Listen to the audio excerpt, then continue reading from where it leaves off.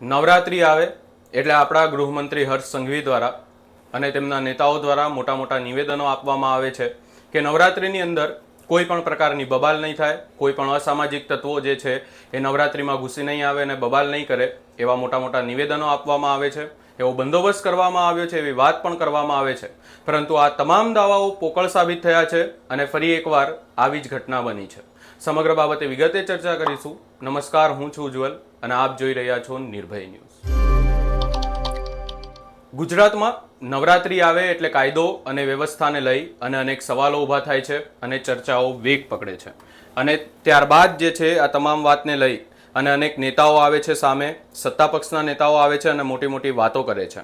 ગૃહમંત્રી હર્ષ સંઘવી દ્વારા પણ નિવેદનો આપવામાં આવે છે કે તમે આખી રાત સુધી ગરબા રમી શકો છો, તમારે જ્યાં ગરબા રમવા હોય ત્યાં ગરબા રમી શકો છો, કોઈ પણ પ્રકારે તમને તમામ પ્રકારની સુરક્ષા પોલીસ દ્વારા આપવામાં આવશે.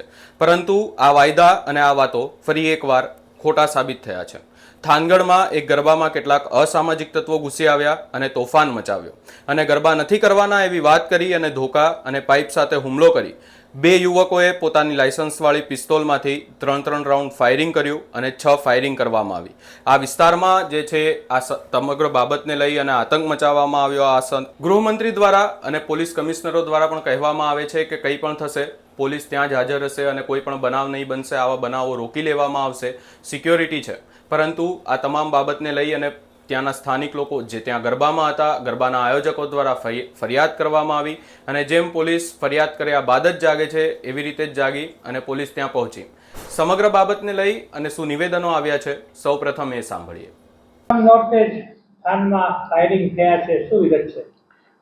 ગઈકાલે થાનગઢ પોલીસ સ્ટેશન વિસ્તારમાં જે આંબેડકર નગર 5 જે વિસ્તાર જે આવેલો છે, એ વિસ્તારમાં આજુબાજુના જે પાડોશીઓ એમના વચ્ચે એક ગરબાનું આયોજન અને અગાઉની એમના વચ્ચેનું જે મનદુખ જે હતું એ બાબતે બોલાચાલી થયેલી અને બોલાચાલીના પરિણામે એમાંથી જે 2 વ્યક્તિઓ જે હતા એમણે પોતાની પાસે જે લાયસન્સવાળું હથિયાર હતું એના વડે ફાયરિંગ કરેલું હતું.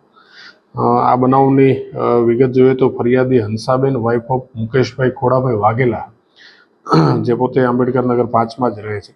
આમનું ઘર જે છે એ જે ગરબીનું આયોજન જે કરેલું હતું એની એકદમ સામે આવેલું છે અને ત્યાં ગરબીનું આયોજન ન કરવા બાબતે આ કામના જે આરોપીઓ બાબુભાઈ રાજાભાઈ પરમાર અને શિવાભાઈ ઉર્ફે બંટુભાઈ કાંતિભાઈ પરમારે બંને આવી અને અહીંયા તમારે જે છે ગરબીનું આયોજન નથી કરવાનું એવું કહીને એમની સાથે માથાકૂટ કરેલી હતી.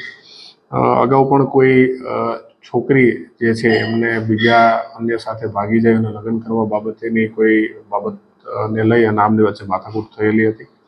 આ બંને બાબતોને જે છે એ મનમાં રાખી આ કામના આરોપીઓએ ફરિયાદીઓને ગરબીનું આયોજન કરવા બાબતે અટકાવવાનો પ્રયત્ન કરેલો હતો અને ત્યારબાદ બોલાચાલી થતાં પોતાની પાસે જે હથિયાર હતા, બંને આરોપીઓ પાસે જે છે એ લાયસન્સવાળા હથિયાર હતા એ પિસ્તોલ રિવોલ્વર વડે હવામાં 6 જેટલા રાઉન્ડ ફાયર કરી અને જે છે એ ફરિયાદી અને આસપાસના લોકોમાં ભય ફેલાવેલો હતો.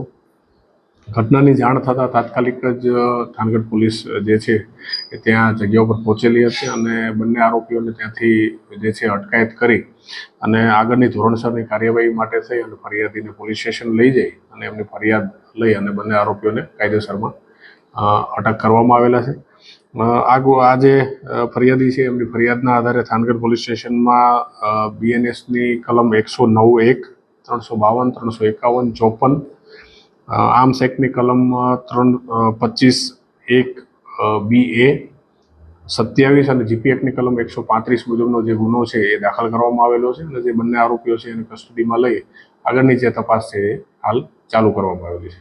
બંને પક્ષે ફરિયાદ નોંધવામાં આવી છે કે જે આરોપી પક્ષ છે એમના દ્વારા પણ સામેવાળા પક્ષ વિરુદ્ધ ફરિયાદ દાખલ કરવામાં આવેલી છે, જેમાં એમને માથાના ભાગે ઈજા થયેલી છે અને એવા આક્ષેપ કરવામાં આવેલા છે કે જે છે એ સામેવાળા પક્ષે પહેલાં અમને માથાના ભાગે સળિયા વડે ઈજા પહોંચાડેલી હતી અને ત્યારબાદ અમે જે છે સ્વ બચાવમાં ફાયરિંગ કરેલું હતું. પણ આગળની તપાસ ચાલુ છે અને આ જે બંને વસ્તુઓ છે એનો તપાસ દરમિયાન વેરીફાઈ કરી રહ્યા છીએ.